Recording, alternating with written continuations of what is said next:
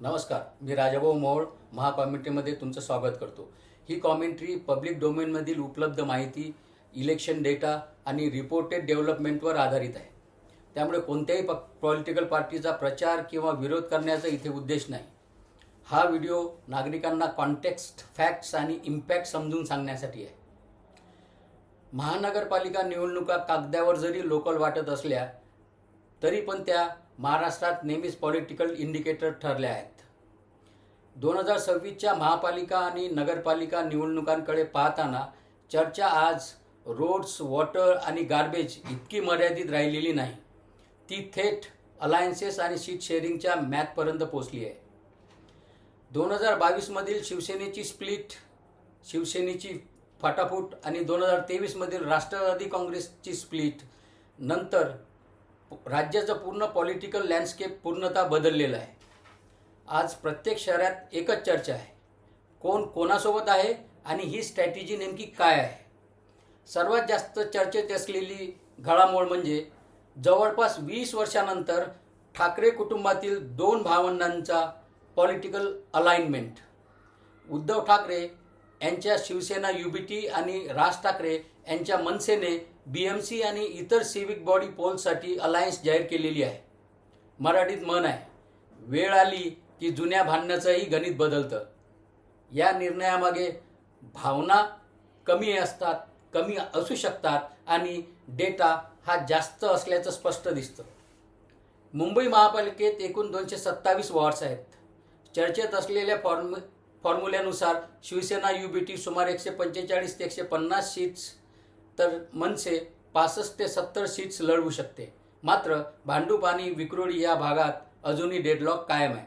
कारण इथे पार्टीपेक्षा local influence, cadre strength आणि प्रिव्हियस इलेक्शन डेटा महत्त्वाचा ठरतो. आता इथे एक महत्त्वाचा प्रश्न, नागरिकांचा प्रश्न उपस्थित राहतो.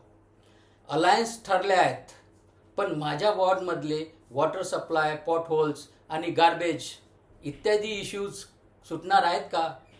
हा प्रश्न साधा असला तरी सिविक इलेक्शनच्या सेंट्रलमध्ये असायला हवा. कारण अलायन्सेस वोट डिव्हिजन टाळण्यासाठी बनतात, इश्यूज सोडवण्यासाठी नाही. हा अनेकांचा अनुभव आहे. आता माझंही वय 47 वर्ष आहे. त्या एवढ्या वयात पॉलिटिकली अवेअर असल्यामुळं मला ह्या गोष्टी माहिती आहे, तुम्हाला पण माहिती असतीलच. 2017च्या BMC इलेक्शन डेटाकडे पाहिल्यास एक चित्र स्पष्ट होतं. त्यावेळी शिवसेनेला 84 जागा मिळाल्या होत्या, भाजपला 82 जागा मिळाल्या होत्या. अपोजिशन वोट्स फ्रॅक्चर झाल्यामुळे निकाल अगदी थोड्या फरकाने लागला होता. म्हणूनच आज प्रत्येक पॉलिटिकल कॅम्पचा फोकस एकच आहे, मल्टी कॉर्नर फाईट्स टाळायच्या. दुसरीकडे महायुती म्हणजे भाजप, एकनाथ शिंदे यांची शिवसेना आणि अजित पवार गटाची राष्ट्रवादी. मुंबईत भाजपकडून सुमारे 75 सीट्स ऑफर झाल्याची चर्चा आहे शिंदे साहेबांच्या शिवसेनेला. मात्र त्यांचा गट अधिक सीट्स मागत आहे. आता उशिरापर्यंत चालणाऱ्या रात्रीच्या मीटिंग्स, अचानक होणाऱ्या चर्चांमुळे वाढणारी पॉलिटिकल बज, हे सगळं चालू असताना एक गोष्ट म्हणावं लागेल, एक बाब म्हणावी लागेल, खेळ सुरू आहे पण फायनल मूव्ह अजून बाकी आहे.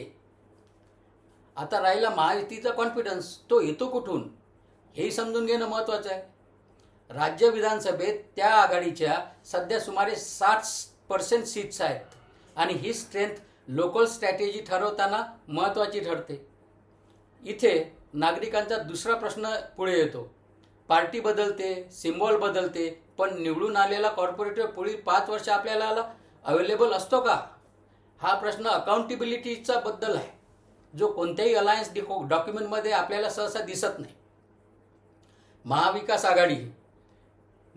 आघाडीचं चित्र सध्या सिविक लेवलवर थोडं कॉम्प्लेक्स आहे, पण त्यांचं कोऑर्डिनेशन आहे आणि ग्राउंड रियालिटी जरी वेगळी असली तरी मुंबईत काँग्रेस सोलो कॉन्टेस्टचा ऑप्शन विचारात घेते आहे. कारण मनसेच्या पास स्टँडमुळे नॉर्थ इंडियन जे वोटर्स आहे काँग्रेसचे, ते नाराज होऊ शकतात. ही पॉलिटिकल रिस्क काँग्रेसची आहे. पुणे आणि नाशिकसारख्या शहरांमध्ये मात्र फ्लेक्झिबल अलायन्सेसचे ऑप्शन्स अजूनही खुले आहेत. विशेषतः पुणे आणि पिंपरी चिंचवडमध्ये, जिथे एकेकाळी अनडिवायडेड NCPचा स्ट्रॉंग होल्ड होता. मागील काही इलेक्शन सायकल्समध्ये भाजपने येथे ग्राउंड मजबूत केला आहे. खूप मजबूत आहे त्यांचा ग्राउंड. आणि म्हणूनच आता दोन्ही राष्ट्रवादी काँग्रेस गट एकत्र येण्याच्या हालचाली सुरू आहेत, चर्चा सुरू आहेत. पण त्या कशासाठी? फक्त पॉलिटिकल वोट मॅचसाठी. आज काँग्रेस आणि बहुजन वंचित आघाडी यांनी BMC इलेक्शनसाठी अलायन्स जाहीर केलं आहे. ही घोषणा पॉलिटिकल अरिथमॅटिकच्या दृष्टीने महत्त्वाची मानली जाते. कारण त्यांचं पहिलं कारण हे आहे की विबेचा प्रभाव हा सीट्स कमी असतानाही यांचा वोट शेअर मोठा राहिला आहे. दुसरं कारण, ही अलायन्स वोट कटिंग असण्यापेक्षा वोट कन्व्हर्जन साधू शकते. आणि तिसरं महत्त्वाचं कारण म्हणजे रिप्रेझेंटेशनचा यांचा जो प्रश्न आहे तो पुन्हा चर्चेत येतो. आता इथे नागरिकांचा तिसरा प्रश्न विचारात घ्यायला हवा. विबेचा प्रभाव आधीही होता पण सीट्स नव्हत्या. ही अलायन्स, काँग्रेस VB अलायन्स खरोखर रिप्रेझेंटेशन वाढवेल का यांचं? तर हिस्टॉरिकल डेटा असं सांगतो की फ्रॅगमेंटेड कॉन्टेस्टमध्ये अलायन्सेसमुळे 20 ते 30% विनिंग प्रोबॅबिलिटी वाढते. पण बूथ लेवलवर कोऑर्डिनेशन नसेल तर इम्पॅक्ट हा मर्यादित राहतो. आणखी एक महत्त्वाचा मुद्दा म्हणजे वोटर टर्नआउटचा. मुंबईसारख्या महानगरात वोटर टर्नआउट साधारणतः 50 ते 60% दरम्यान राहतो. 2017मध्ये हे प्रमाण सुमारे 55% होतं. म्हणूनच चौथा आणि सर्वात अस्वस्थ करणारा प्रश्न पुढे येतो. जर अर्ध्याहून अधिक नागरिक मतदान करत नसतील तर सिव्हिक डेमोक्रेसी खरंच इन्क्लुझिव्ह आहे का? 2026मध्ये या 29 सिव्हिक बॉडीमध्ये जे इलेक्शन होणार आहे त्यामध्ये विदर्भात, अमरावती, चंद्रपूर, नागपूर सारख्या शहरांमध्ये पॉलिटिकल ॲक्टिव्हिटी वाढताना दिसते आहे. पेपरवर इश्यू तेच आहेत, पाणी, रस्ते, आरोग्य. पण ग्राउंडवर चर्चा मात्र अलायन्सेसच्या, सीट्सच्या स्ट्रॅटेजी भोवती फिरताना दिसते. मराठीत एक वाक्य आहे, नेते बदलतात पण रस्त्याचा खड्डा मात्र तसाच राहतो. हा गॅप नागरिकांना सगळ्यात जास्त जाणवतो. 2026च्या सिव्हिक इलेक्शन्सकडे जाताना महाराष्ट्रात पॉलिटिकल इक्वेशन्स पुन्हा लिहिली जात आहेत. निकाल काय लागेल हे योग्य वेळ ठरवेल. पण इन्फॉर्म सिटीजन राहणं हे आपल्या हातात आहे.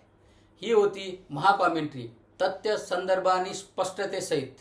आवडल्यास लाईक करा, शेअर करा आणि सबस्क्राईब करा. धन्यवाद.